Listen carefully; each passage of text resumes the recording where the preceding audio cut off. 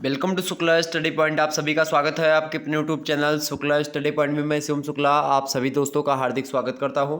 इससे पहले लगभग 5 कक्षाएं आपकी हो चुकी हैं। सिलेबस को ले अगर मिला लें तो हम 6 कक्षाएं आपकी हिंदी साहित्य की हो चुकी हैं।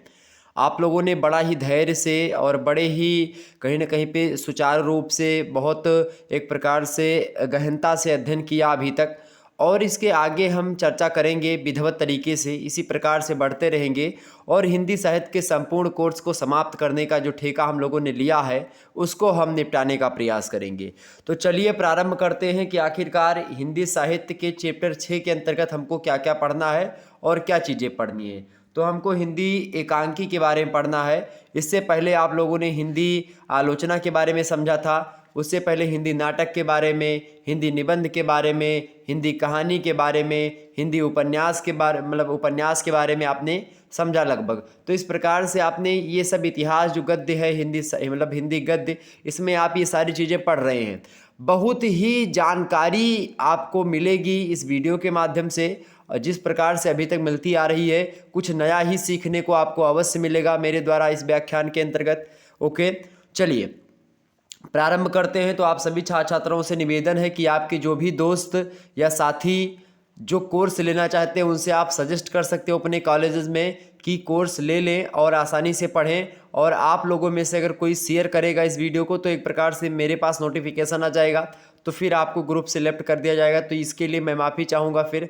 तो आप लोग क्या करिएगा कि जो जिसको लेना है तो मात्र 100 रुपये में पूरा कोर्स है। और इसी प्रकार से इस समय थोड़ा सा दिक्कत थी, बारिश वगैरह बहुत अधिक मात्रा में हो रही थी, इसलिए क्लासेस आपकी हो सकता है सही तरीके से कि 2 दिन गैप बीच में हो चुका है। बाकी गैप ज़्यादा नहीं रहेगा, 1 आध दिन का गैप हो सकता है। बाकी आपकी क्लासेस होंगी, आपकी परीक्षा तक जो होगा लगभग सारे जो चैप्टर्स होंगे वो कंप्लीट करवा दिए जाएंगे। तो आपको परेशान होने की बिल्कुल भी आवश्यकता नहीं। तो आपके जिन साथियों को कोर्स लेना है उनको हमारा नंबर सेंड कर दीजिएगा 9161 93 60 62। आप लोगों के पास है, ग्रुप से आप लोग जुड़े हुए हैं और उस पर वो लोग एसएमएस करेंगे, मैं उनको कोड सेंड कर दूंगा। वो उस पर जब 100 रुपये पे कर देंगे, आप प्रोसेस बता दीजिएगा क्या प्रोसेस है जिस प्रकार से आप लोग जुड़े हुए हो, और उसके बाद में फिर जो है उसको ग्रुप से ऐड कर दिया जाएगा और आसानी से पढ़िएगा। आप सभी लोग अच्छा नंबर प्राप्त करिए। तो आप इस जो है उसमें थोड़ा मदद कीजिए, चूँकि बहुत जब कम छात्र छात्राएँ होते हैं तो उतना अच्छा नहीं लगता है पढ़ाने में, जितना अधिक रहते हैं तो मोटिवेशन मिलता है। ठीक, चलिए हालांकि आप जो कुछ भी हो मैं आप लोगों के लिए हमेशा से तत्पर रहा हूं।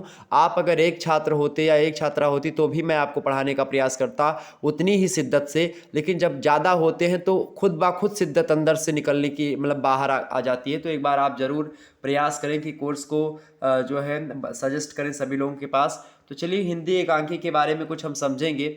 आखिरकार हिंदी एकांकी क्या है, किसे कहते हैं, इसके अर्थ को, परिभाषा को, विशेषता को, इसके तत्व को, इसके प्रकार को समझते हुए हिंदी एकांकी की जो विकास यात्रा रही, उद्भव, इन सभी चीज़ों को समझेंगे। वैसे बात की जाए हिंदी एकांकी की तो एकांकी जो है साहित्य की वह विधा होती है जो नाटक के समान अभिनय से संबंधित है। और ख़ास करके आप देखिएगा ऐसा नाटक जिसमें क्या हो, घटना का या विषय का एक ही अंक प्रस्तुत किया जाता हो, वो होती है एकांकी। अर्थात एकांकी क्या है? एकांकी, कुछ आलोचक तो मानते हैं कि नाटक के लघु रूप को ही एकांकी कहते हैं, किंतु यह धारणा बिल्कुल भी सही नहीं है कि एकांकी नाटक का ही छोटा भाग है। ऐसा कह देना उचित प्रतीत नहीं होता है। तो खास करके नाटक की बात की जाए और एकांकी की बात की जाए तो ये दोनों विधाएं अपना स्वतंत्र शिल्प रखती हैं, स्वतंत्र अस्तित्व रखती हैं। और वर्तमान में बात की जाए तो हिंदी एकांकी का शिल्प जो है पाश्चात्य एकांकियों से प्रभावित रहा है कहीं ना कहीं पे, इससे हम नकार नहीं सकते हैं। लेकिन एक खेमा ऐसा है जो कि हिंदी साहित्य में जो एकांकी का विकास है वो हिंदी एकांकी के विषय में लोग बताते हैं कि जैसे कि उनका नाम अगर मैं बताऊं, जैसे कि डॉक्टर सरनाम सिंह जी हो गए, ये कहते हैं कि आधुनिक एकांकी को प्राचीन नाट्य परंपरा से जोड़ा इन्होंने और कहा कि यह मानना कितना भ्रामक होगा कि हिंदी एकांकी के सामने कोई भारतीय आदर्श ही नहीं था। ये भ्रामक पूर्ण जानकारी है। हिंदी एकांकी का विकास जो हुआ है वो संस्कृत नाट्य साहित्य से माना जाता है, ऐसा डॉक्टर सरनाम सिंह का कहना है। इसी जो है चीज़ को आगे बढ़ाते हुए प्रोफेसर सदगुरु शरण अवस्थी जी भी कहते हैं कि यह नहीं समझना चाहिए लोगों को कि भारतवर्ष में एकांकी थे ही नहीं। ये एकदम से एक प्रकार से यानी कि ऐसा मान लेना कि हिंदी साहित्य की लगभग अधिकतर विधाएं पाश्चात्य जगत से प्रभावित हैं, और ये बिल्कुल भी विद्वान हमारे ख्याल से उतना ज़्यादा शोध नहीं कर पाए जितना करना चाहिए था। अब ये थोड़ा कटु बात तो मैं बोल रहा हूँ बिल्कुल भी, लेकिन भाई संस्कृत साहित्य में नाट्य साहित्य थी और उसी नाट्य साहित्य से ही एकांकी की उत्पत्ति मान सकते हैं, इसमें कोई दो राय नहीं है। लेकिन फिर भी विद्वान लोग पता नहीं क्यों पाश्चात्य जगत की तरफ एकदम से झुके चले जाते हैं। ये मेरी थोड़ा सा समझ से बाहर आता है कि जो विदेशों की नकल करते हैं, ठीक, जबकि अपने यहाँ इतना ज्ञान, इतना वो सब डूबा पड़ा हुआ है, इतना ज्ञान है कि आप उसको पढ़ ही नहीं सकते हैं। और फिर भी लोग पता नहीं क्यों विदेशी ज्ञान के पीछे पड़े हैं, उस पर रिसर्च कर रहे हैं, भाग रहे हैं, दौड़ रहे हैं, दुनिया भर का टिटिम कर रहे हैं। अगर आप सही तरीके से अपने भारतीय साहित्य परंपरा को सही तरीके से अध्ययन कर लेते हैं, पढ़ लेते हैं, तो किसी की कुछ पढ़ने की आवश्यकता नहीं। जो कुछ भी विदेशियों के पास है वो सब हम ही लोगों से ग्रहण करके उन लोगों के पास चली गई, अर्थात वो लोग हमारे यहाँ का ही शास्त्र ज्ञान चुराए, हमारे यहाँ का आयुर्वेद लेकर के गए, हमारे यहाँ के वेदों का उन्होंने अपने वहाँ में जो है क्या करवाया, अनुवाद करवाया। तो इस प्रकार से आप देखिएगा कि अपने यहाँ का ज्ञान परंपरा से वो लोग आगे बढ़ रहे हैं और हम लोग उनकी नकल कर रहे हैं, अर्थात उन लोगों ने मेरी नकल हमारी नकल करी और हम लोग उनकी नकल कर रहे हैं। ये एक प्रकार से थोड़ा सा मतलब एक प्रकार से थोड़ा सोचने वाली बात है। तो इस प्रकार से हिंदी एकांकी के लेखन का सूत्रपात अगर माना जाए तो ये विवादास्पद प्रश्न है। कुछ आलोकों ने तो भारतेंदु हरिश्चंद्र जी को जो एक अंक वाली जो नाटकीय रचना है, जैसे कि अंधेर नगरी हो गई, विषय जो है विषमोधम हो गई, या वैदिक हिंसा न भवति, ये ऐसी नाटक हैं भारतेंदु हरिश्चंद्र जी के जो कि एक अंक में समाप्त होते हैं। तो इसको हम प्रारंभिक एकांकी मान सकते हैं, किंतु यह उचित जान पड़ता है कि भारतेंदु जी की उक्त नाट्य जो कृतियाँ रही हैं, यानी कि जो अंधेर नगरी या विषय विषमोषधम या फिर वैदिक हिंसा न भवति, ये ऐसी कृतियाँ रही हैं जो कि एकांकी कला पर उतनी खरी नहीं उतरती जितनी खरी उतरनी चाहिए। तो कुल मिलाकर के ये प्रहसन जो है भाड़ बीथी इसी के समीप ज़्यादा दिखाई पड़ती है, एकांकी कला पर ही खड़ी नहीं उतर पाती हैं। तो इस प्रकार से कहीं ना कहीं पे अगर माना जाए हिंदी की प्रथम एकांकी, तो हिंदी डॉक्टर नगेंद्र कहते हैं कि हिंदी की जो प्रथम एकांकी है वो श्री जयशंकर प्रसाद जी के द्वारा लिखी गई है। जयशंकर प्रसाद जी ने कौन सी एकांकी लिखी? सबसे पहले एक घूंट नाम की एकांकी है जयशंकर प्रसाद जी की, 1929 ईस्वी में लिखी गई, और हिंदी की प्रथम एकांकी होने का श्रेय इसी को है। ये बात आप ध्यान रखिएगा। अब थोड़ा सा हम और आगे बढ़ेंगे और चीज़ों को जानने का प्रयास करेंगे। तो इस प्रकार से लोगों का और दूसरा मत है, जैसे कि प्रोफेसर अमर सेन गुप्ता जी हैं, प्रोफेसर प्रकाश चंद्र गुप्ता हैं, ये लोग मानते हैं कि एकांकी पश्चिम साहित्य से आई हुई एक नवीन विधा है। प्रोफेसर अमरनाथ कहते हैं कि एकांकी नाटक हिंदी में सर्वदा नवीनतम कृति है और इसका जन्म हिंदी साहित्य में अंग्रेजी प्रभाव के कुछ वर्ष पूर्व ही हुआ था या हुआ है। डॉक्टर एसपी खत्री कहते हैं कि एकांकी लेखन जब 20वीं शताब्दी में प्रारंभ हुआ तो स्पष्ट होता है कि अंग्रेजी का प्रभाव है ना कि संस्कृत का। तो ये दोनों मत आप मतलब अतिवादी हैं, चाहे वो संस्कृत साहित्य से उत्पत्ति मानते हो हिंदी एकांकी की, चाहे वो अंग्रेजी साहित्य से मानते हो हिंदी एकांकी की। कुल मिलाकर के बात की जाए, डॉक्टर सतदेव चौधरी कहते हैं कि आज का हिंदी एकांकी निश्चय ही अंग्रेजी का ऋणी है और उसके लिखने की प्रेरणा अंग्रेजी एकांकी से मिली है, पर भारतीय लेखक अपनी परंपरा और अपनी प्राचीन जो विभूतियाँ रही हैं उनसे एकदम कट नहीं पाए हैं। अर्थात संस्कृत में एकांकी नाटकों भाड़, व्यायोग, बीथी, अंक, नाट्यशास्त्र आदि का एकांकी नाटकों की परंपरा पर प्रभाव दिखाई पड़ता है। तो कुल मिलाकर के आज के कुछ एकांकी नाटकों में संस्कृत एकांकी की छाया होना स्वाभाविक सी बात है। तो जहाँ तक बात की जाए तो जो है अंग्रेजी में भी और संस्कृत का मतलब कि दोनों का प्रभाव दिखाई पड़ता है। आगे बढ़ते हैं। देखिए, हिंदी नाट्य साहित्य के वर्तमान युग में एकांकी नाटकों का सर्जन एक महत्वपूर्ण प्रयास है। प्राचीन भारतीय नाट्य साहित्य आधुनिक एकांकी पर प्रभाव होते हुए भी सामान्यतया यह मानना अधिकतर संगत होगा कि पाश्चात्य साहित्य के अनुकरण पर ही हिंदी में एकांकियों का विकास हुआ है और भारतीय एवं पाश्चात्य विद्वानों ने एकांकी को परिभाषित करने का प्रयास भी किया है। तो आइए अब हम थोड़ा सा इसके, अभी तक मैंने विकास यात्रा पर चर्चा करी और विकास यात्रा के साथ साथ अभी हम और चर्चा करेंगे आगे चल करके। लेकिन यहाँ पर पाश्चात्य जगत का भी प्रभाव जो आधुनिक एकांकी आ रही है उन पर दिखाई पड़ने लगता है। तो कुल मिलाकर के संस्कृत का उतना प्रभाव थोड़ा बहुत मात्रा में आपको दिखाई पड़ता है। विदेशियों का मतलब अंग्रेजी पर ज़्यादा लोग लुभावना देते हैं। आजकल अंग्रेजी दो शब्द कौन बोल दिए तो एकदम से प्रसन्न हो जाते हैं कि अगर अंग्रेजी में बोलत हो कोई लड़का तो इस प्रकार से चीज़ें होती है। तो भैया अंग्रेजी मतलब कि आप देखिएगा तो अंग्रेजी में या हिंदी अगर दोनों की लिपियों की तुलना की जाए तो हिंदी की जो देवनागरी लिपि है वो सबसे ज़्यादा बेस्ट लिपि मानी जाती है। क्यों? चूँकि ये लिपि जो है पूर्णतः वैज्ञानिकता पर आधारित है। हर एक उच्च मतलब कि ध्वनि के लिए हर एक प्रकार का जो है वर्ण दे दिया गया है इसकी वर्णमाला में।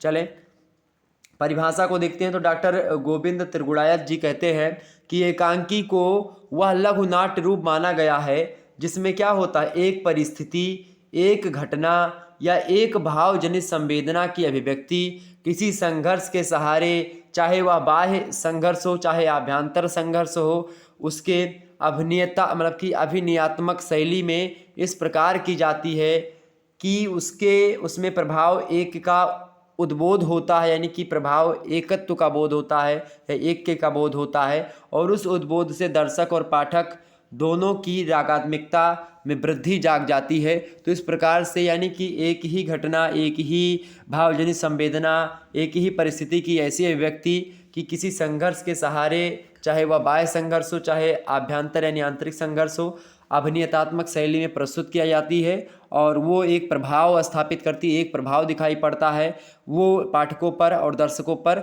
जो कि रागात्मकता उनके जीवन में, उनके जो है वृत्ति में, उनके विचारों में जाग जाती है। तो ये परिभाषा दी किसने? डॉक्टर गोविंद त्रिगुणायत ने। रटने की बिल्कुल आवश्यकता नहीं, बस समझ लीजिएगा इतना, बस थोड़ा सा जो भी आपकी भाषा होगी उसमें लिख दीजिएगा, नंबर आपको मिलेगा।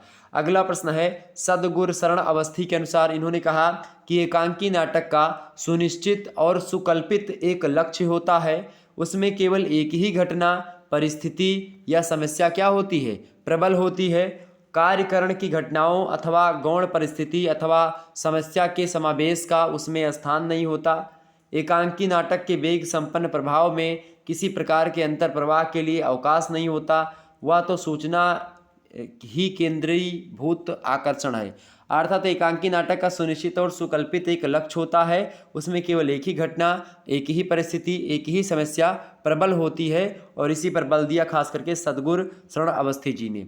इसके बाद में हिंदी साहित्य कोश की अगर परिभाषा हम देखें एकांकी की, तो यहाँ से हमको परिभाषा मिलती है क्या कि एकांकी साहित्य का वह नाट्य प्रधान रूप है जिसके माध्यम से मानव जीवन के किसी एक पक्ष, किसी एक चरित्र, किसी एक कार्य, किसी एक जो है क्या भाई जो है परिपार्श्व एक ही भाव की ऐसी कलात्मक व्यंजना की जाती है कि एक अविकल भाव से अनेक की सहानुभूति और आत्मीयता प्राप्त कर लेते हैं। अर्थात एक अविकल भाव से अनेक की सहानुभूतियाँ मिल जाती उस एकांकी पर, ऐसी रचना होती है एकांकी।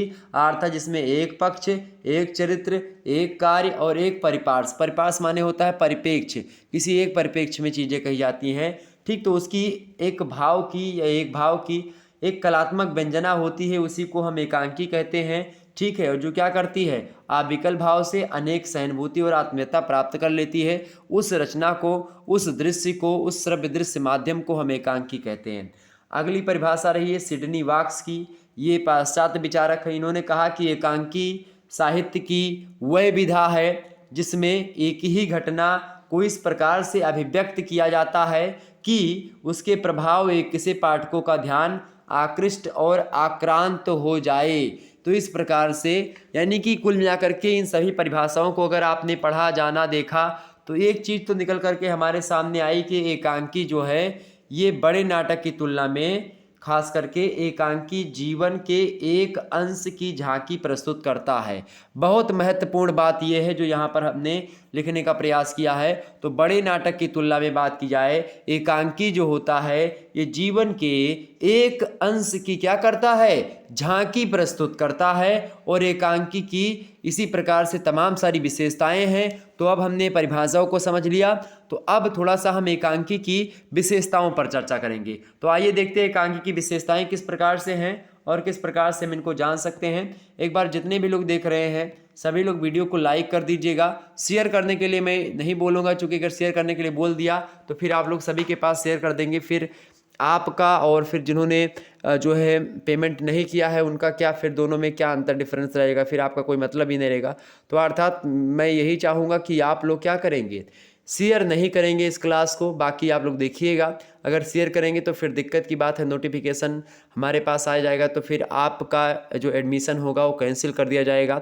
तो इसीलिए आप लोग सजेस्ट ज़रूर कर दीजिएगा दूसरों को कि कोर्स ले सकते हैं। वो अभी भी कोर्स खुला हुआ है, जिनको लेना है वो ले सकते हैं और खुला रहेगा जल्दी हमेशा।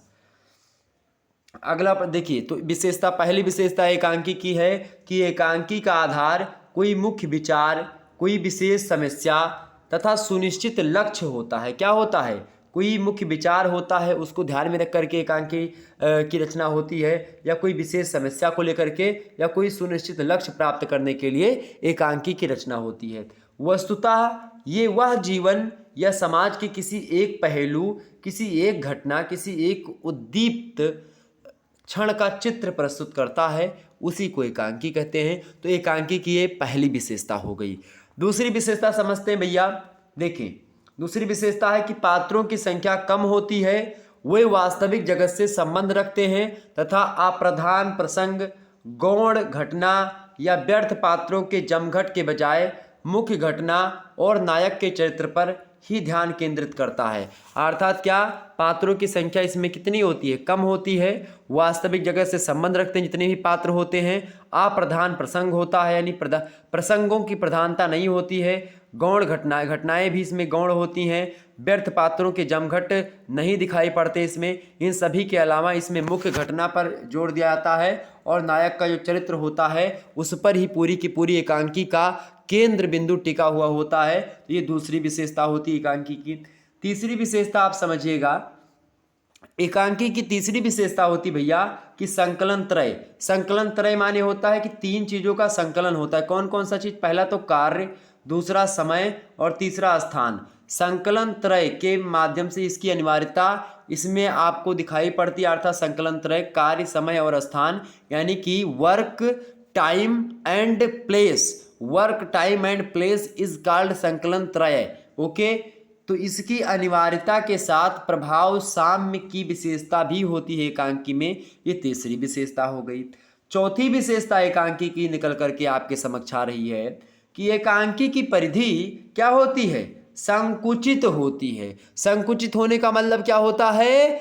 संकुचित होने का क्या मतलब होता है भैया? कि संकीर्ण होती है। एकांकी की परिधि मतलब बहुत बड़ा चढ़ा नाटक नहीं होता है, छोटा सा नाटक होता है, ताकि एक बैठाव में आराम से या फिर एक घंटे में लगभग समाप्त हो जाए, एक दो घंटे में। मतलब एक ही अंक हो, एक ही घटना हो, एक ही दृश्य में दूसरा दृश्य ना बदलना पड़े, तो ऐसा नाटक। तो एकांकी की परिधि संकुचित होती है। कम से कम समय में वह पूर्व प्रभाव डाल करके विषय को स्पष्ट कर देती है। जिस विषय को जनता के समक्ष या पाठकों के समक्ष, दर्शकों के समक्ष प्रस्तुत करना होता है, बड़े कम समय में, बड़ी कम परिधि में उसको बना करके, परिधि माने इसे वृत्त होता है, ये वृत्त बना तो ये वृत्त की जो चारों तरफ की ये जो रेखाएं हैं परिधि ही हैं, तो उसको कम समय में और जनता पर उतना प्रभाव डाल दिया जाता है कि वो समस्या के प्रति जागरूक हो सके। तो ये एकांकी हो गई चौथी विशेषता। पांचवी विशेषता एकांकी की निकल करके आ रही कि एकांकीकार लोक कथाओं, सामाजिक समस्याओं, मानवीय भावों, जीवन के चित्रों, पौराणिक गाथाओं, इतिहास, जीवन चरित्र, द्वंद्व, आंतरिक संघर्ष, मनोवैज्ञानिक, ये जीवन चरित्र होते हैं। जीवन चरित्र में जो द्वंद्वात्मक चीज़ें, द्वंद्व हो रहा है जीवन में, जो आंतरिक संघर्ष चल रहे हैं जीवन में, जो मनोवैज्ञानिक पक्ष उथल पुथल चल रही है जीवन में, उन सभी को भी आधार बना करके कथा वस्तु का एकांकी की निर्माण किया जाता है। एक सफल एकांकी का कथानक सुगठित होता है, संतुलित होना चाहिए, सरल भी होना चाहिए, वेगपूर्ण यानी कि उसमें प्रवाहमयता होनी चाहिए, आकर्षक होना चाहिए, ताकि वो अपने आप की तरफ लोगों का ध्यान आकृष्ट कर सके, खींच सके। आकस्मिक होना चाहिए। अर्थात आप देखिएगा तो एकांकी सुगठित, संतुलित, सरल, वेगपूर्ण, आकर्षक और आकस्मिक होगी, तभी एकांकी अपनी तरफ पाठकों का, दर्शकों का ध्यान आकृष्ट कर सकेगी। अगली विशेषता, छठवीं विशेषता एकांकी की है कि अभिनय और रंग संकेतों का विस्तृत नियोजन होता है। नियोजन माने आयोजन। अभिनय का एक प्रकार से पहले से आयोजन, एक प्लानिंग होती है कि कैसे कैसे करना है, कि इसका पात्र कौन निभा रहा है, और रंग संकेत यानी किसके पास मतलब रंग संकेत कौन कौन से होंगे, चाहे बैकग्राउंड रंग की बात की जाए, चाहे जो वस्त्र आदि की परिसज्जा की बात की जाए, तो सभी में एक पहले से फिक्सिंग होती है, एक आयोजन होता है कि फलानवा को फलाने रोल करना है, इसको दूसरा रोल करना है, उसको दूसरा रोल करना है, अर्थात तो कोनो वह दूसर बन जाए कोनो दूसर, इस प्रकार से एकांकी होती है। एक श्रव्य दृश्य माध्यम होता है जिसके माध्यम से छोटी छोटी समस्याओं को लोगों के समक्ष प्रस्तुत करके उसका निवारण किया जाता है। अगली विशेषता, संवाद छोटे होते हैं, स्वाभाविक होते हैं और प्रवाहमय होता है। मतलब इनके जो संवाद होते हैं कथोपकथन, जो डायलॉग होते हैं छोटे छोटे डायलॉग होते हैं, स्वाभाविक डायलॉग होते हैं जिनका होना आना परम आवश्यक ही होता है। प्रवाहमयता होता है इनके डायलॉग में, कथोपकथन में, संवाद शैली में। तो रहस्योद्घाटन चरम सीमा पर ही होता है इसमें। तो इस प्रकार से तमाम प्रकार की विशेषताएं आपने पढ़ी। तो अब थोड़ा सा हम एकांकी के जो प्रमुख तत्व होते हैं उन पर चर्चा करेंगे। तो एकांकी चूंकि नाटक का ही एक रूप है, इसीलिए इसमें नाटक के प्रमुख तत्वों का होना अनिवार्य होता है। अर्थात नाटक में जो तत्व आपको विद्यमान दिखाई पड़ते हैं वही तत्व आपको यहाँ पर भी दिखाई पड़ेंगे। तो आइए देखते हैं। पहला तत्व है आपका एकांकी का कथानक, कथावस्तु या मूल विचार। कथानक एक ही बात है, वही चीज़ कथावस्तु भी है और वही मूल विचार भी है, यानी केंद्रीय बिंदु। ठीक, कथानक वही।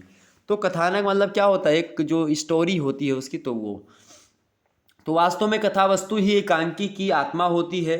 कथावस्तु मतलब तो एकांकी की आत्मा किसे कहा जाता है, कथावस्तु को। कथावस्तु पर एकांकी टिका हुआ होता है। लेखक सामाजिक समस्याओं को, लोक कलाओं को, पौराणिक गाथाओं को, वर्तमान जनजीवन को, इन सभी को अपने मुख्य विचार, एक पहलू, एक घटना या एक उद्दीप्त क्षण का चित्र उसी में बनाने का प्रयास करता है। किसी घटना, किसी वर्तमान जीवन का, एक ही रचना का, मतलब लोक कलाओं का, समस्याओं का, सामाजिक पौराणिक गाथाओं का, इन सभी का एक जो है क्या करता है, उसको एक विचार के रूप में, एक पहलू के रूप में, एक घटना के रूप में उसका चित्र प्रस्तुत करता है। कथानक के विकास की 4 अवस्थाएं होती हैं। कौन कौन सी? कथानक की पहली जो है अवस्था होती है आरंभ की अवस्था, दूसरी अवस्था होती है उसके विकास की, तीसरी अवस्था होती है द्वंद्व और नाटकीय संघर्ष की, और तीसरी अवस्था होती मतलब चौथी होती है चरमोत्कर्ष की। तो इस प्रकार से ये 4 अवस्थाएं होती हैं किसी भी कथानक की। ओके। दूसरा जो तत्व होता है एकांकी का वो है एकता। एकता से आशय होता है कि एकांकीकार जीवन या घटना के जिस पक्ष को प्रस्तुत करना चाह रहा है या चाहे उसी ओर कथावस्तु, चरित्र चित्रण, कथोपकथन, वातावरण आदि सब एक ही दिशा में जा रहे हो, जिस दिशा में लेखक चाह रहा हो। तो ये सबसे बड़ी महत्वपूर्ण चीज़ होती है एकांकी की। तो एकांकी की विशेषता इस प्रकार से आप समझ सकते हैं। तो कुल मिलाकर के लेखक की लक्ष्य प्राप्ति में सहायक हो, ऐसा एकांकी होना चाहिए। सेठ गोविंद दास ने इसकी अनिवार्यता मानते हुए कहा है कि सारे नाटक पर एकता का वायुमंडल होना चाहिए। क्या? संपूर्ण नाटक पर एकता का वायुमंडल होना चाहिए। ऐसा किसने कहा है? सेठ गोविंददास जी ने कहा है। तो ये दूसरा हो गया एकता, यानी पहला क्या, कथानक, पहला तत्व। दूसरा तत्व एकता। तीसरा तत्व क्या होना चाहिए भाई एकांकी में? संक्षिप्तता। संक्षिप्तता मतलब क्या होता है? छोटी होनी चाहिए। अर्थात एकांकी की सफलता इस बात से मानी जाती है कि वह कम से कम समय में जीवन की एक झांकी, एक परिस्थिति, एक उद्दीप्त क्षण का क्या करे? सजीव चित्रण करे, सजीव प्रस्तुतिकरण करे। ये होता है एकांकी का मूल मंतव्य। ठीक, यानी संक्षिप्तता जब तक एकांकी में नहीं होगी तो एकांकी उतनी सुटेबल, उतनी अच्छी नहीं लगेगी जितनी होनी चाहिए एकांकी को। ओके। चौथा आपका तत्व है भाई संकलन त्रय। संकलन त्रय मैंने आपको बताया था कि समय, कार्य और स्थान, यानी कि time, place and work. Okay, इस पर आपको ध्यान देना होगा। तो संकलन त्रय यानी संक्षिप्तता लाने के लिए, जीवन की वास्तविकता का आभास देने के लिए संकलन त्रय अर्थात कार्य, समय, स्थान की एकता का अति महत्वपूर्ण स्थान होता है इसमें। एकांकी के साथ ही आप देखिएगा एकांकी में एक ही कार्य हो और वह एक ही समय में हो और एक ही स्थान पर घटित हो, ये संकलन त्रय होता है। क्या क्या होता है कि एकांकी में एक ही कार्य हो रहा हो, एक ही समय में वह कार्य हो रहा हो और एक ही स्थान पर घटित हो रहा हो, तो उसको हम संकलन त्रय कहते हैं। संकलन त्रय के संयोजन से एकांकी में सजीवता आती है, एकांकी में स्वाभाविकता आती है, एकांकी में एकता आती है, एकांकी में एकाग्रता, इन सभी चीज़ों का समावेश तभी संभव है जब संकलन त्रय के तीनों पहलुओं पर विशेष ध्यान एक एकांकीकार देता है, तब ये चीज़ संभव होती है। इसी बात को लेकर के डॉक्टर राम कुमार वर्मा ने कहा है संकलन त्रय के बारे में। क्या कहा डॉक्टर राम कुमार वर्मा? हिंदी के बड़े एकांकीकार माने जाते हैं डॉक्टर राम कुमार वर्मा जी। ये कहते हैं कि मतलब ये अनिवार्य मानते किसको? संकलन त्रय को। बिना संकलन त्रय के एकांकी की कल्पना करना उतना स्वाभाविक नहीं है जितना होना चाहिए। ठीक। हालांकि डॉक्टर नागेंद्र ने काल और स्थान की एकता को एकांकी के लिए अनिवार्य नहीं माना है। काल और समय को यानी कि जो है काल समझ रहे हैं यानी टाइम, ठीक, और स्थान यानी कि कोई जो एक स्थान होता है और एक ही समय, इसको डॉक्टर नागेंद्र नहीं स्वीकार करते हैं, जबकि डॉक्टर राम कुमार वर्मा संकलन त्रय पर पूरा फोकस करते हैं। डॉक्टर नागेंद्र एक पक्ष पर चर्चा जरूर करते हैं इसके, काल वो वर्क पर, समय पर, यानी एक ही समय मतलब कि एक ही कार्य हो रहा हो एकांकी में, उस पर उन्होंने जोर दिया है। तो ये एकांकी का चौथा जो है आपका हो गया संकलन त्रय। पांचवा आपका तत्व होता है पात्र एवं चरित्र चित्रण। पात्र एवं चरित्र चित्रण की अगर बात करें तो एकांकी में पात्र सीमित और कथा से पूर्णतः संबंध होते हैं, साथ ही साथ वास्तविक संसार की प्राणी, गुण दोष, जीवन की सामान्य समस्याओं से आक्रांत व्यक्ति होते हैं। नायक का चरित्र चित्रण ही एकांकीकार के केंद्र में रहता है, अर्थात जो चरित्र चित्रण होता है वो केवल जो एकांकी का नायक होता है उसी के इर्द गिर्द जो भी आएंगे चरित्र चित्रण, उसका मतलब वो भी पात्रों जो आएंगे जो नाटक के ही इर्द गिर्द उसी के बारे में बताएंगे, मतलब कि जो नायक होगा उसी के इर्द गिर्द।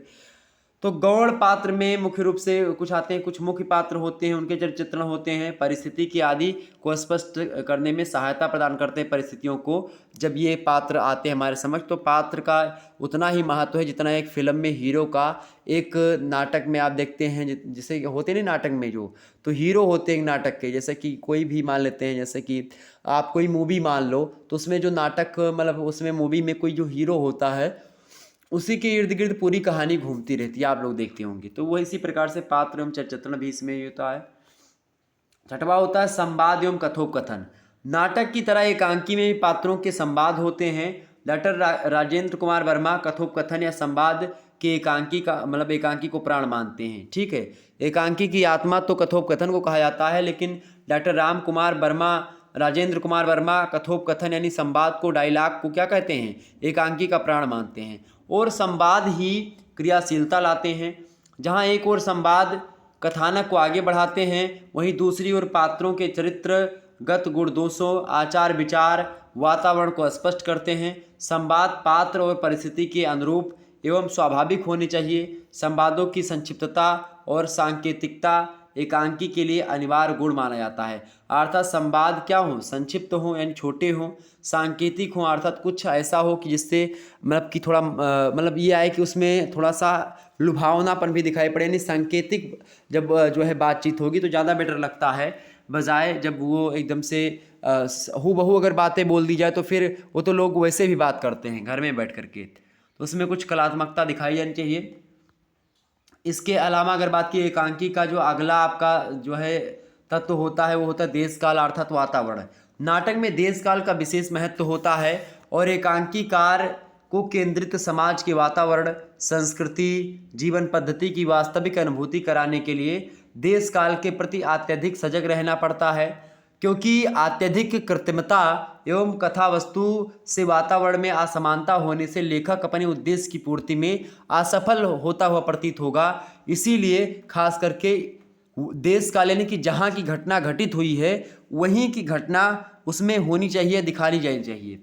अर्थात घटना में वातावरण का यानी देश काल का बहुत अधिक महत्व होता है एकांकी में। अतः एकांकी में जिस देश काल वातावरण की कथा वर्णित मतलब वर्जित होती है उसके ऐतिहासिक, सामाजिक, धार्मिक, राजनीतिक, सांस्कृतिक स्थिति का यथार्थ चित्रण मतलब यथार्थ रूप से चित्रण होना आवश्यक होता है। अर्थात मान लेते हैं कि अगर मान लेते हैं अयोध्या की घटना कोई घटित हुई है, उस पर एकांकी लिखी गई है, अयोध्या की घटना पर एकांकी लिखी गई है, तो अयोध्या की बोली एक आध दो कुछ मात्रा में आप देखेंगे कि मिलनी चाहिए। जैसे कि जब आप देखते हैं जैसे कि कोई अवधी भाषा में एक आध दो पात्रों को अवधी भाषा में बुलवाना चाहिए, ठीक। जैसे आपने रामायण देखा होगा, जो रामचरितमानस, मतलब रामायण आपने देखा होगा, खास करके तुलसीदास जी ने लिखा रामचरितमानस, तो वो अवधि में लिखा, क्योंकि यहाँ के लोग अवधि में ही, चूँकि राम जी ने अवधि मतलब कि अवधि भाषा ही वो लोग मतलब कि बोलते रहे होंगे।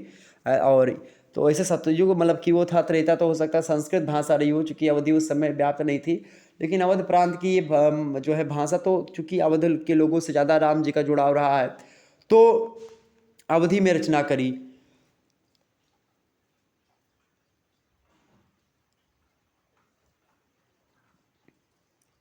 तो इसी प्रकार से जिस प्रकार से अवधि में रचना हुई, आप देखते हैं जब मूवी बनती है तो उसमें जिस देश काल की घटना होती है उसी के बारे में थोड़ा सा भाषा, थोड़ा सा उसी प्रकार से मुंबई की, या फिर जब गुंडे लोग बोलते हैं तो थोड़ा सा दूसरी प्रकार की भाषा होती है, हीरो बोलता है तो दूसरी प्रकार की भाषा होती है। तो इस प्रकार से उसकी भाषा पर, सामाजिक और धार्मिक जो चीज़ें हैं उस पर क्या होता है, उस पर ध्यान देना परम आवश्यक है, ठीक। तो अर्थात जिस वातावरण, जिस देश काल की घटना कह रहे हैं आप अपनी एकांकी में, उस पर विशेष ध्यान दें कि उस काल की जो सांस्कृतिक चीज़ें हैं, धार्मिक चीज़ें हैं, राजनीतिक चीज़ें हैं, सामाजिक चीज़ें हैं, सांस्कृतिक, उन सभी से मैच हो रही या नहीं हो रही, इसको जरूर देखना चाहिए। अगला होता है तब तो आपका अभिनय। अभिनय की बात की जाए, अभिनय माने क्या होता है, जो अभिनय किया जाता है, लोग करते हैं। अभिनय माने होता है एक्टिंग। तो अभिनय की बात की जाए तो एकांकी मूलतः दृश्य काल होता है, चूंकि ये मंच पर होता है तो उसका प्रभाव एकांकी उद्देश्य पूर्ति उसकी अभिनेता पर ही निर्भर करता है, यानी कितने अच्छे तरीके से आपने किसी की भूमिका निभाई, रोल निभाया, ठीक, ये डिपेंड करता है। एकांकी के अभिनय में सर्वाधिक योगदान एकांकीकार द्वारा दिए गए रंग संकेतों का होता है। अभिनय में रंग संकेतों का महत्व बताते हुए डॉक्टर गिरीश रस्तोगी जी का कथन है कि कभी कभी रंग संकेतों द्वारा ही नाटककार अपने पात्रों की मनोवृत्तियों का, मनोदशा का सूक्ष्म चित्रण कर देता है। अर्थात जो रंग मतलब कि रंगमंच होता है या जो रंग संकेत होते हैं, उसी के माध्यम से जो मतलब वो होता है अभिनेता, उसके मनोभावों का चित्रण लोग कर लेते हैं। कुशल अभिनय से एकांकी दर्शकों और पाठकों के लिए अत्यंत आकर्षक और रोचकता से परिपूर्ण हो जाता है। तो इस प्रकार से एकांकी में अनुभव का बहुत अधिक महत्व, अभिनय का। अगला तत्व तो आपका 9वां आता है भाषा और शैली। भाषा और शैली की बात की तो भावों और विचारों के व्यक्ति का माध्यम होता है भाषा, और एकांकी नाटक प्रायः महत्वपूर्ण उद्देश्य लेकर लिखे जाते हैं। किसी बिना उद्देश्य के एकांकी लिखा ही नहीं जाता है। उसका प्रमुख उद्देश्य उसमें निहित संदेश को सामान्य जनमानस तक पहुंचाना होता है, कि जो संदेश है, जो समस्या है, उसका निवारण कैसे हो, या किसी प्रकार की चीज़ों को जो ध्यान में रखा गया है, तो उस उद्देश्य को लोगों तक पहुंचाने के लिए इसमें भाषा को लेकर के अत्यधिक सहज रहना पड़ता है, सजग रहना पड़ता है।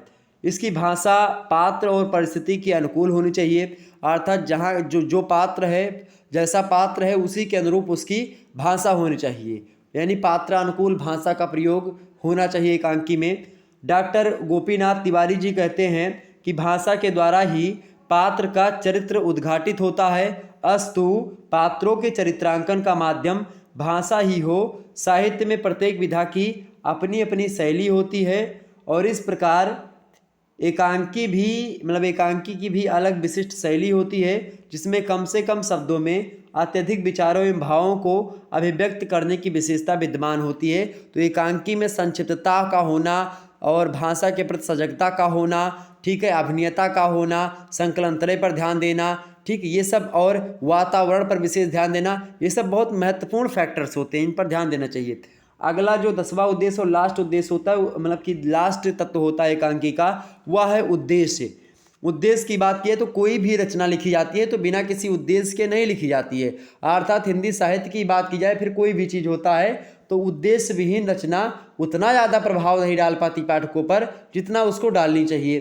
अर्थात उद्देश्य जरूर होना चाहिए। और ख़ास करके जब हम एकांकी और नाटकों की बात करते हैं तो ये उस समय लिखे जा रहे थे जब समाज में समस्याएं व्याप्त थी, चाहे सांस्कृतिक समस्या, चाहे राजनीतिक समस्या, चाहे धार्मिक समस्या, कई प्रकार की समस्याएं विद्यमान थी। तो उन्हीं सब समस्याओं को कहीं न कहीं पे उजागर करना था। तो इसीलिए एकांकी का माध्यम समस्याओं को ख़त्म करना भी रहा।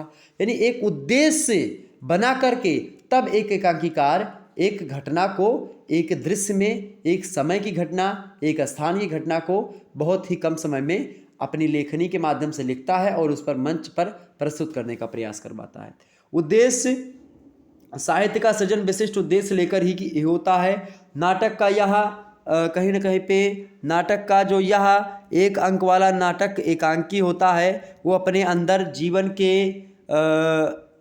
के किसी एक पक्ष का यथार्थ और स्पष्ट संदेश जो है क्या करता है, समेटे हुए रहता है। इसी बात को लेकर के आप देखिएगा डॉक्टर देवऋषि सानाढ़ी और डॉक्टर गोपीनाथ तिवारी जी कहते हैं कि जीवन और जगत के प्रति अपनी प्रतिक्रिया व्यक्त करने के लिए लेखक एकांकी की रचना करता है। आधुनिक एकांकी वैज्ञानिक युग की उपज है। मनुष्य आज हर प्रकार से समय और शक्ति की बचत करना चाहता है। आज बड़े नाटकों, बड़े महाकाव्यों, उपन्यासों आदि का क्या हो रहा है, रसास्वादन लोग समय अभाव के कारण से कम कर पा रहे हैं और इसके फलस्वरूप साहित्य के लघु रूपों जैसे कि कहानी हो गई, एकांकी हो गई, इसकी लोकप्रियता और उपयोगिता बढ़ रही है। क्यों बढ़ रही है? चूँकि कम समय में वो चीज़ें मिल पा रही, कम समय में मनोरंजन या कम समय में समस्या का निवारण हो जा रहा है, इसीलिए कहानी लोग ज़्यादा पढ़ रहे हैं। उपन्यासों को लोग इसलिए नहीं पढ़ना चाहते जल्दी, क्योंकि उपन्यास बहुत लंबे होते हैं और कहानी उसकी अपेक्षा छोटी होती है, इसलिए कहानी की लोकप्रियता उपन्यास की तुलना में ज़्यादा ही है। ठीक, हालांकि एकांकी की लोकप्रियता का एकमात्र कारक समय अभाव नहीं हो सकता है। एकांकी के और सारे फैक्टर हो सकते हैं। एकांकी में कथा में आवश्यक विस्तार नहीं होता है, मतलब अनावश्यक जो विस्तार कर देते हैं कभी कभी जो लेखक होते हैं वो नहीं होता है। इसके साथ ही साथ क्या होता है कि जीवन की एक रूपता लिए चित्रण की तीव्र और संक्षिप्त रूपरेखा होती है, इससे लोगों का ध्यान आकृष्ट होता है। कौतूहल की स्थिति होती है, इससे ध्यान आकृष्ट होता है। प्रारंभ से ही जो है व्यंजकता का प्रधान यानी कि व्यंजनात्मक शैली का प्रयोग होता है। इससे प्रभावशीलता तथा घटना मतलब प्रभावशीलता होती है और घटना कम होने के कारण से कथानक तीव्र गति से आगे बढ़ता है। क्योंकि जब घटनाएं कम होती हैं तो कथानक बड़ी तीव्र गति से आगे बढ़ता है और कम समय में अधिक प्रभाव डालता है, और यही चाहिए। आजकल के इस प्रकार से बाजारवाद और भौतिकवादी समाज की बात किया है, लोगों के पास बहुत कम समय है, समय बचा ही नहीं है। लोग अपने अपने कार्यों में व्यस्त हैं, लगातार पैसा कमाने के चक्कर में लोग मरे जा रहे हैं, एकदम से परेशान हैं। तो उस कहीं ना कहीं पे उस चीज़ को ध्यान में अगर रखा जाए तो एकांकी पढ़ने के लिए, किसी चीज़ को पढ़ने के लिए, किसी को सुनने के लिए किसी व्यक्ति के पास टाइम नहीं है।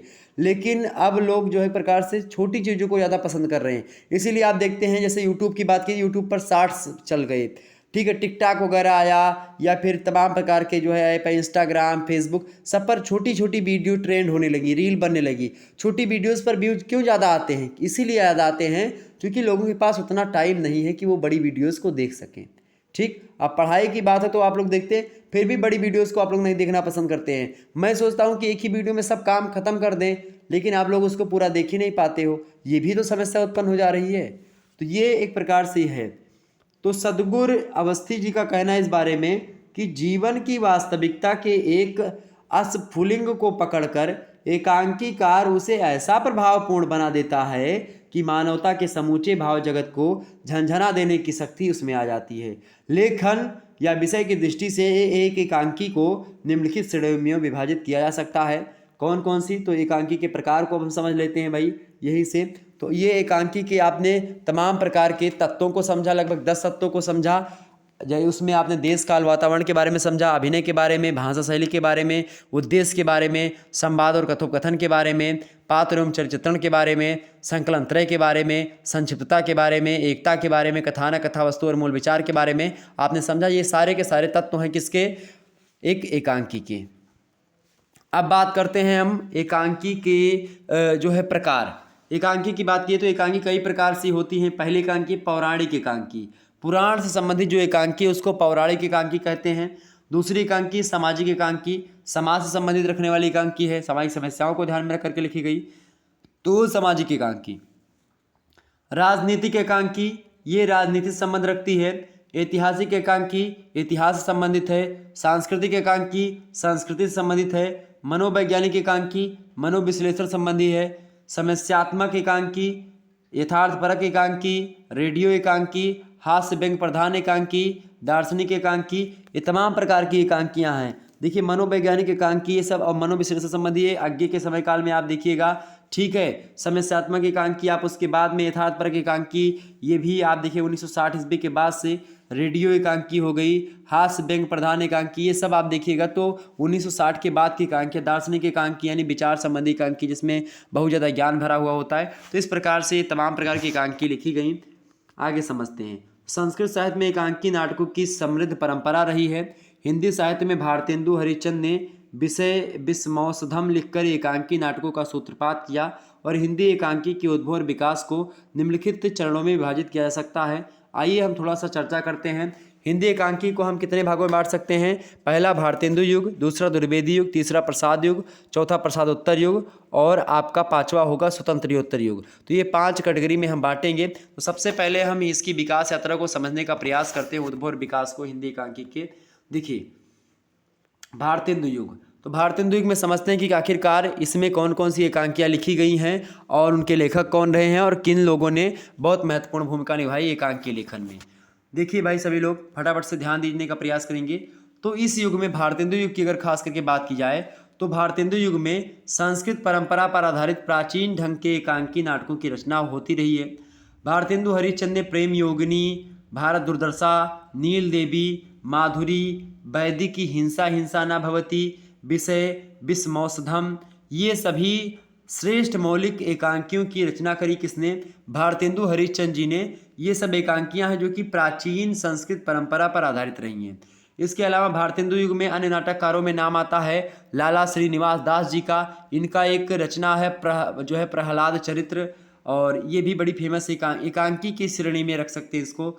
बद्रीनाथ चौधरी का एक प्रकार से, बद्रीनाथ चौधरी प्रेमघन का प्रयाग रामागमन, ये भी इनका एकांकी की श्रेणी से कुछ मिलता जुलता है जो प्राचीनता पर आधारित है संस्कृत परंपरा से। बालकृष्ण भट्ट के द्वारा रचित कालिराज की सभा, रेलवे टिकट, बाल विवाह, ये सब रचनाएं, ये सब एकांकियाँ इसमें लिखी गई। इसके अलावा ये सब एकांकियों की एक प्रकार से जो पाश्चात्य परंपरा पर आधारित नहीं है, ये सब अपने यहाँ की परंपरा, ठीक। इसके अलावा आप देखिएगा रेलवे वो राधाचरण गोस्वामी कृत श्री कि श्री दामा, सती चंद्रावली, ये सब हो गई।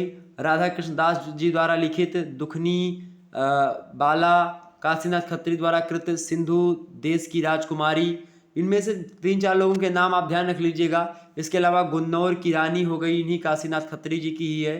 किशोरीलाल गोस्वामी जी ने लिखा चौपट चोर, ये भी एक एकांकी की श्रेणी में रख सकते हैं, यानी 1 अंक वाले नाटक हैं ये सब।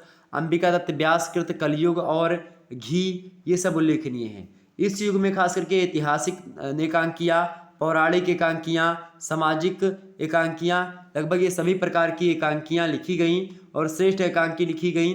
भारतेंदु युगीन एकांकियों पर पारसी रंगमंच का भी प्रभाव आपको दिखाई पड़ेगा, यानी जहाँ संस्कृत का प्रभाव तो दिखेगा ही, इसके अलावा पारसी जो रंगमंच है उस रंगमंच का प्रभाव दिखेगा, यानी कि जो संस्कृत जो साहित्य परंपरा रही है वहाँ से 1 अंक वाले नाटकों को लेकर के और उस पर पारसी रंगमंच पर उसको प्रस्तुत करना कहीं ना कहीं पे इन एकांकीकारों का जो है काम रहा होगा, रहा।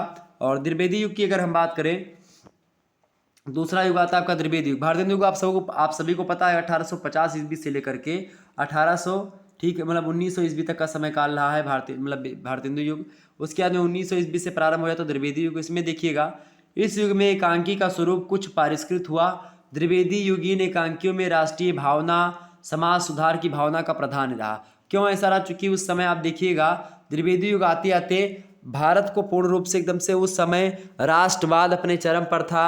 हर एक रचनाकार राष्ट्रीयता पर रचनाएं लिख रहे थे, यानी समाज एक प्रकार से बदल रहा था। समाज में अंग्रेजों के विरुद्ध जो है कि अंग्रेजों के विरोध हो रहे थे, तो इन सभी चीज़ों को ध्यान में रखा गया और इस प्रकार की जो है रचनाओं में आप देखिएगा तमाम प्रकार की चीज़ें दिखाई पड़ती हैं।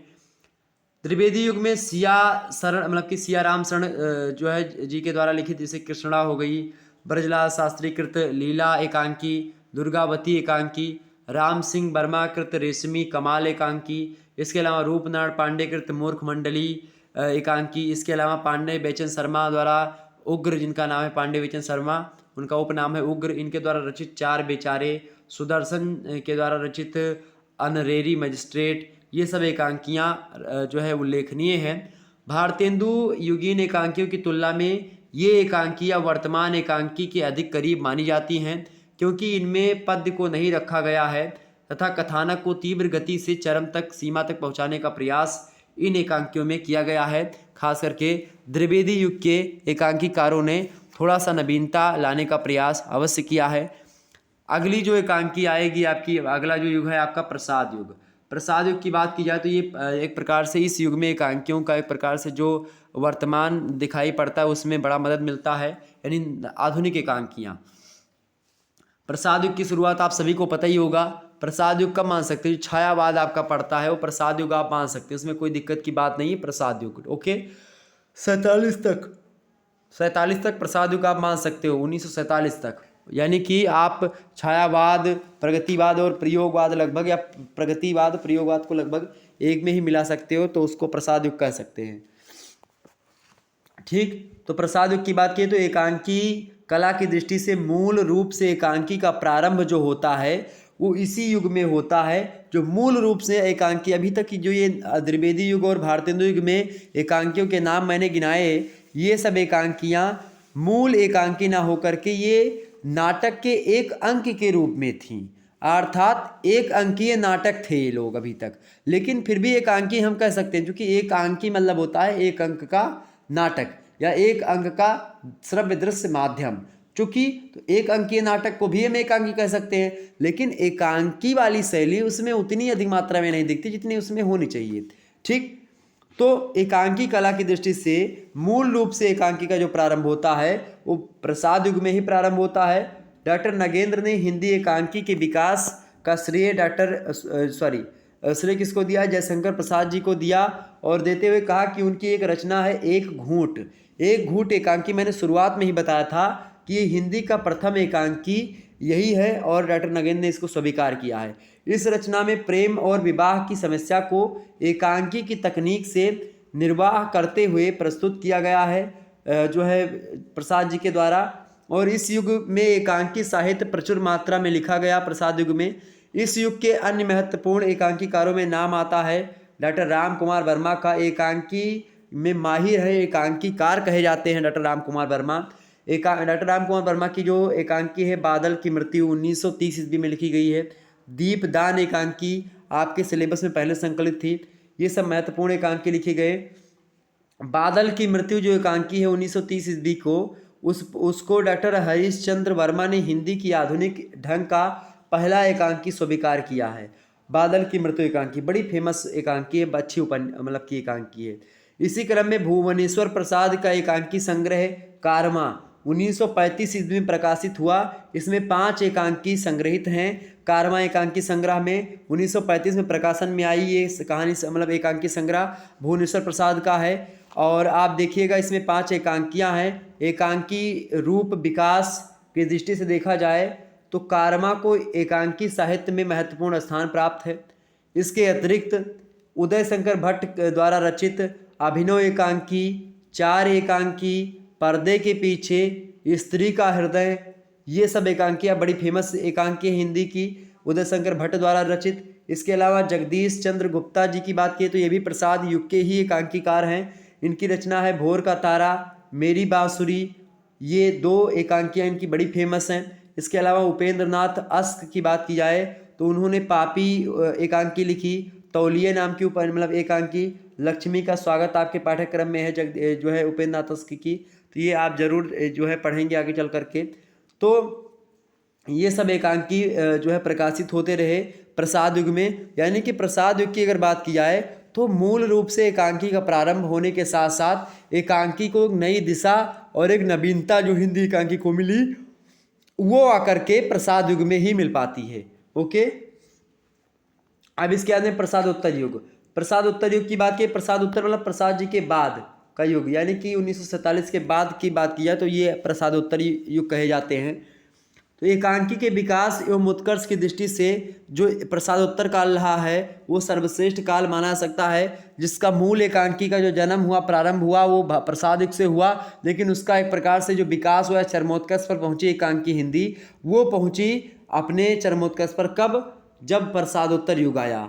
अर्थात इस युग में विषय विविधता दिखाई पड़ती है, अनेक विषयों पर एकांकियाँ लिखी गई, भाषा शिल्प दिखाई पड़ता है, यानी भाषा और शिल्प कई प्रकार के प्रयोग किए गए, इसमें नवीन तकनीकों का प्रयोग किया गया। इन सभी दृष्टि से एकांकी का उत्कर्ष हुआ प्रसादोत्तर युग में, यानी प्रसाद जी के बाद में।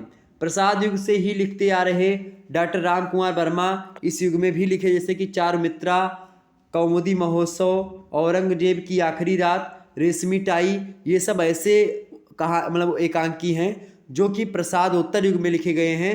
डॉक्टर राम कुमार वर्मा प्रसाद युग में प्रसाद युग के भी एकांकीकार हैं और प्रसादोत्तर युग के प्रसादोत्तर युग के भी जो है एकांकीकार हैं। इसके अलावा भुवनेश्वर प्रसाद का मावा, कठपुतलियाँ, तांबे के कीड़े, ये सब भी जो है एकांकी, ये यहाँ पर यानी प्रसादोत्तर युग में भी लिखते रहे ये लोग, यानी कि ये लोग ये युग प्रवर्तक कि एक प्रकार से युग प्रवर्तक नहीं, एक युग में आप देखते रहे, फिर दूसरे युग में भी इन्होंने लिखा, कई कार्य किए। इसके अलावा उपेंद्र नाथ जी का भी नाम इसमें आता है। तो जो प्रसाद युग के एकांकीकार, लगभग अधिकतर एकांकीकार जो प्रसाद युग में थे, वही प्रसादोत्तर युग में भी आपको दिखाई पड़ेंगे। लक्ष्मी का स्वागत, सूखी डाली, जोंक, उदय शंकर भट्ट आप देखिए, नए मेहमान, ग्रहदशा, ये सब महत्वपूर्ण कृतियाँ लिख करके इस युग के एकांकी नाटकों को नवीन गति प्रदान की। इनके अतिरिक्त सेठ गोविंद दास ने ऐतिहासिक की एकांकी की, और मन, जैसे मानव मन, स्पर्धा, बुद्ध की एक शिष्या, ये सब महत्वपूर्ण एकांकी लिखा। इसी क्रम में जगदीश चंद्र माथुर ने रीढ़ की हड्डी, भोर का तारा, कबूतर खाना, घोंसले, सदगुरु शरण अवस्थी जी ने सुदामा, संबूक, कैकेयी, राम वृक्ष बेनीपुरी ने नया समाज, सीता की माँ, ये सब रचनाएं एकांकियाँ लिखी। इसके अलावा विष्णु प्रभाकर की बात की तो विष्णु प्रभाकर ने विभाजन के बारे में लिखने का प्रयास किया। सीमा रेखा, दृष्टि की खोज, ये सब एकांकियाँ लिखी।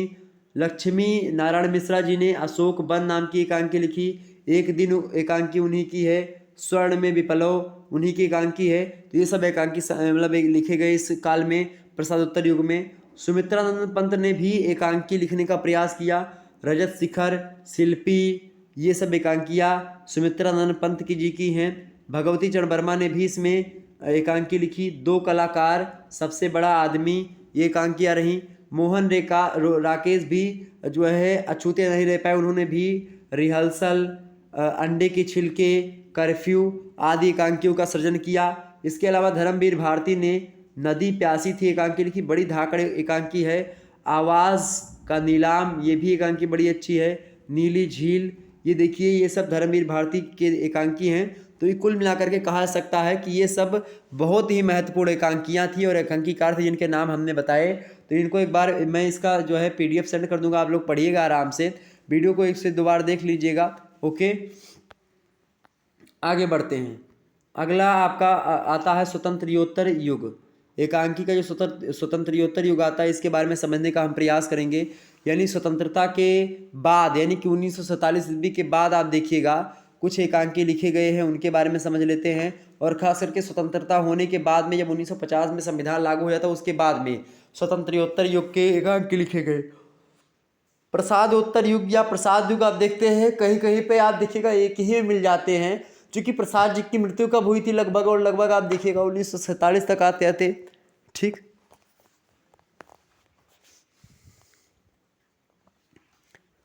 तो कि 37 में हो गई थी, लगभग 37 में हो गई थी। अच्छा, इसीलिए मैंने क्या बोल दिया, चले, अच्छा 37 है, 1937। देखिए, तो 1937 ईस्वी में इनकी मृत्यु हो जाती है, जयशंकर प्रसाद जी की। और आप देखिएगा कि लगभग छायावाद का समय रहा है। जैसे 1900 अगर बात की जाए 20 से 1918 से, जो भी मान लो आप, वहाँ से लेकर के, या फिर आप मान सकते हैं एक घूंट जो एकांकी आई, वहाँ से शुरुआत अगर मान लें 1929 ईस्वी से हम, तो भी रख सकते हैं। वैसे काल विभाजन इतना अच्छा तरीके से इसका किया नहीं गया है विद्वानों के द्वारा, लेकिन फिर भी अगर अनुमान लगाया जाए, पूछा नहीं जाएगा आपसे, लेकिन अगर फिर भी अगर हम अनुमान लगाएं कि अगर प्रसाद युग कब से कब तक एकांकी की श्रेणी में अगर मान सकते हैं, तो जो पहली एकांकी 1929 से 1937 तक मान सकते हैं मुख्य। उसके बाद 1937 ईस्वी में आप देखिएगा प्रगतिवाद और प्रयोगवाद आता है, तो उस समय प्रसादोत्तर युग उसको मान सकते हैं 1937 मतलब कि 1947 तक। और 1947 ईस्वी के बाद वाली जो एकांकियाँ रही हैं वो यहाँ पर हम रख सकते हैं स्वतंत्रोत्तर एकांकी। ओके, तो स्वतंत्रोत्तर युग की अगर हम बात करें, देखें यहाँ पर इस काल की हिंदी एकांकियों में सामाजिक चेतना का स्वर सर्वाधिक मुखर रहा है। और इस युग में एकांकीकारों ने क्या किया, जो है सामयिक जो चीज़ें थी, जो मुख्य और गौड़ सभी स्थितियाँ थीं, उन सभी और जो समस्याएं थीं, उन सभी को नए युग के संदर्भ में चित्रित करने का प्रयास किया। और स्वतंत्रता के पश्चात भारतीय समाज के समक्ष जो उपजी विविध समस्याएं थीं, पूंजीपतियों और मजदूरों का जो संघर्ष था, मध्यवर्गीय व्यक्ति की जो स्थिति थी, ग्रामीण अंचल की जो समस्याएं थीं, नारी जीवन की जो विभिन्न समस्याएं थीं, अछूत और शोषित वर्ग की जो समस्या थी, जमींदारी का मतलब उन्मूलन करना था, भारत विभाजन की समस्या थी, हिंदू मुस्लिम एकता की समस्या थी, ये तमाम प्रकार की समस्याओं को एकांकी के प्रधान विषय रखे गए और इन्हीं विषयों पर एकांकी लिखी गई। स्वतंत्रोत्तर युग में आप देखिएगा कि मध्यम वर्गीय आर्थिक विषमता तथा संयुक्त परिवार विघटन के परिणाम स्वरूप उपजे संकटों का यथार्थवादी चित्रण जो है राम नरेश त्रिपाठी कृत पैसा परमेश्वर जो एकांकी उसमें आप देख सकते हैं। राजीव सक्सेना कृत पहली तारीख में आप देख सकते हैं।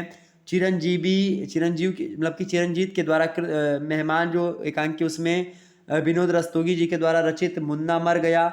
ये सब ऐसी एकांकियाँ हैं जिनमें गंभीरता के साथ आप देखिएगा तो आर्थिक विषमता जो मध्यम वर्गीय है और जो संयुक्त परिवार प्रणाली का विघटन हो रहा है, यानी कि जो केंद्रीय परिवार में बदल रहा है संयुक्त परिवार, उसके द्वारा जो उत्पन्न समस्याएं, जैसे कि जब परिवार टूटता तो उससे जो है कई प्रकार की समस्याएं उत्पन्न होती हैं। तलाक की समस्या या मतलब विवाह विच्छेद की समस्या हो गई, या पति पत्नी में एक प्रकार से संघर्ष की समस्या उत्पन्न हो गई, या एक प्रकार से बात किया है जो बच्चों का एक प्रकार से अकेलापन, उसका भी ये तमाम प्रकार की समस्या समाज में उत्पन्न हो गई। आर्थिक विषमता तो फैली हुई थी, मध्यम वर्गीय व्यक्ति केवल खा पहन रहा था, बस उसके पास कुछ था नहीं, गरीब और गरीब, अमीर और अमीर होता जा रहा था। इस प्रकार की समस्याओं को रखने का प्रयास किया गया। शंभुनाथ सिंह कृत धरती और आकाश, भगवती चरण वर्मा द्वारा कृत रुपया तुम्हें खा गया, पूंजीपति और मजदूरों के संघर्ष का मर्मस्पर्शी अंकन जो है शंभुनाथ सिंह की रचना एकांकी धरती और आकाश में, भगवती चरण वर्मा के द्वारा रचित एकांकी रुपया तुम्हें खा गया, इन सब में पूंजीपति और मजदूरों के संघर्ष को बड़े ध्यान से दिखाने का प्रयास किया गया है। लक्ष्मी नारायण लाल के द्वारा मड़वे का शोर और एक दिन, ये सब एकांकियाँ ऐसी हैं। इसके अलावा विष्णु प्रभाकर द्वारा कृत लिपस्टिक की मुस्कान, उपेंद्र नाथ अस्क द्वारा रचित भंवर, कैद, उड़ान, अलग अलग रास्ते, ये सब एकांकियाँ ऐसी हैं जो कि नारी जीवन के से जुड़ी विविध समस्याओं को उठाया इसमें गया है। इसी प्रकार से लक्ष्मी नारायण लाल के द्वारा रचित जो पर्वत के पीछे, मादा, कैप जो है कैक्टस, ये सब एकांकियाँ ऐसी जो कि पुराने और नए मूल्यों में जो संघर्ष उत्पन्न होते हैं, उन मूल्यों में संघर्ष को दिखाने का प्रयास, व्यक्ति की वासना और उसके परिणाम का प्रतीकात्मक रूप भी चित्रण करने का प्रयास किया है। इसके अलावा विष्णु प्रभाकर की रचना जो है एकांकी बीमार, शरीर का मोल, सेठ गोविंद दास की रचना है बंद नोट, इन सभी में आप देखिएगा सरकारी कर्मचारियों की स्थिति और मनोवृत्ति का यथार्थ अंकन किया गया है। इसके अतिरिक्त आप देखिएगा इस काल में रेवती शरण शर्मा, प्रकाश पंडित, राजेंद्र शर्मा, इन लोगों ने हास्य व्यंग प्रधान एकांकी की रचनाएं करी। वृंदावन लाल वर्मा की बात की जाए, लक्ष्मी नारायण लाल की बात की जाए, ये इन लोगों ने ग्राम्य जीवन की विविध समस्याओं से संबंधित एकांकी की रचनाएं लिखी। वर्तमान में हिंदी साहित्य में एकांकी नाटकों की तमाम प्रकार की विधाओं का विकास हो रहा है। पद्य एकांकी, इनमें गद्य की जगह पद्य का प्रयोग होता है, पद्य एकांकी का भी विकास हो रहा है। सिया रामशरण गुप्ता, आनंदी प्रसाद श्रीवास्तव, महेंद्र भटनागर इस विधा के प्रवर्तक रहे हैं पद्य एकांकी के। गद्य एकांकी के विकास के साथ साथ पद्य एकांकी का विकास स्वतंत्रोत्तर युग में आकर के हुआ। और उसके 3 महानायक मैंने आपको नाम बता दिया, सिया राम शरणगुप्ता, आनंदी प्रसाद श्रीवास्तव और महेंद्र भटनागर, इन लोग इसके प्रवर्तक हैं। इसके अलावा केदारनाथ मिश्र का काल दहन, हंस कुमार तिवारी का मिलन यामिनी, उषा देवी मिश्र का प्रथम छाया, ये सब उल्लेखनीय हैं। इसके साथ ही गीत नाट्य, रेडियो रूपक, ये सब जो मिलन यामिनी, काल दहन और ये प्रथम छाया, ये सब पद्य एकांकी हैं। ओके, ये बात ध्यान रखिएगा। इसके अलावा गीत नाट्य भी आपको दिखाई पड़ते हैं। गीत नाट्य भी एक विधा है हिंदी साहित्य की। रेडियो रूपक भी एक विधा हिंदी साहित्य की निकल कर के आ रही आधुनिक विधा। संगीत रूपक हो गया, फीचर हो गया, फैंटेंसी हो गया, भाव नाटक जिसको कहते हैं, स्वावोक्ति नाटक यानी मोनोलॉग जिसको कहते हैं, ये तमाम प्रकार के जो है नाटकों की यानी एकांकी की रचना अब हो रही है। तो इस प्रकार से आप देखेंगे कि हिंदी एकांकी का उद्भव और विकास जहाँ तक एक प्रकार से संस्कृत और पाश्चात्य जगत से जुड़ा रहा, वहीं पर हिंदी में जब इसका एक प्रकार से अपना चरम आता है तो हिंदी के या फिर अपनी यहाँ की जो स्थिति है उसका ही प्रभाव दिखाई पड़ता है और अपने यहाँ का रंगमंच प्रभाव भी दिखाई पड़ता है। कहने का मतलब ये है कि शुरुआती दौर में चाहे जो प्रभाव इधर उधर का दिखाई पड़ रहा होता है यानी पाश्चात्य जगत का, बाकी प्रभाव संस्कृत का ही आपको हिंदी साहित्य पर आपको नजर आएगा खास करके। और उस पर पुरानी मतलब जो पहली रचनाएं भारतेंदु युग में और द्विवेदी युग पर जो प्रभाव है वो संस्कृत साहित्य का दिखेगा।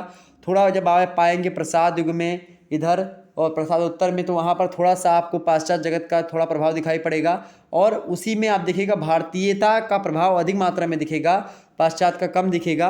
और स्वतंत्रोत्तर आते आते आप देखिएगा यहाँ पर स्वतः एक प्रकार से भारतीय लोग खुद ही शोध करने में लग गए और नए नए विधाओं का विकास होना प्रारंभ हो गया।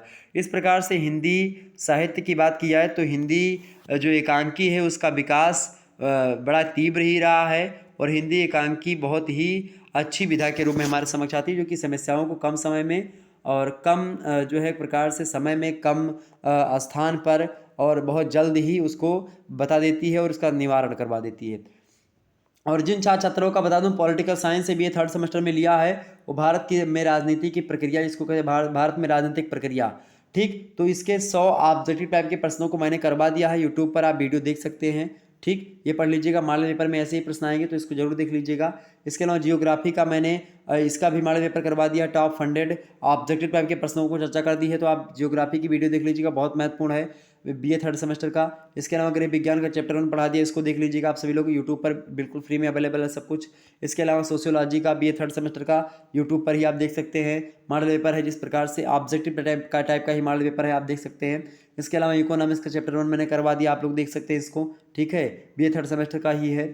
इसके अलावा शिक्षा शास्त्र का चैप्टर 1 हमने पढ़ा दिया, इसको देख लीजिएगा आप सभी लोग। इसके अलावा जियोग्राफी का चैप्टर 1 पढ़ा दिया, इसको देख लीजिएगा जा करके, यूट्यूब पर ही पढ़ा हुआ है। सोशियोलॉजी का चैप्टर 1 पढ़ा दिया, इसको देख लीजिएगा, BA 3rd सेमेस्टर का ही है। इसके अलावा राजनीति विज्ञान का भी हमने चैप्टर 1 पढ़ा दिया, इसको भी आप देख लीजिएगा।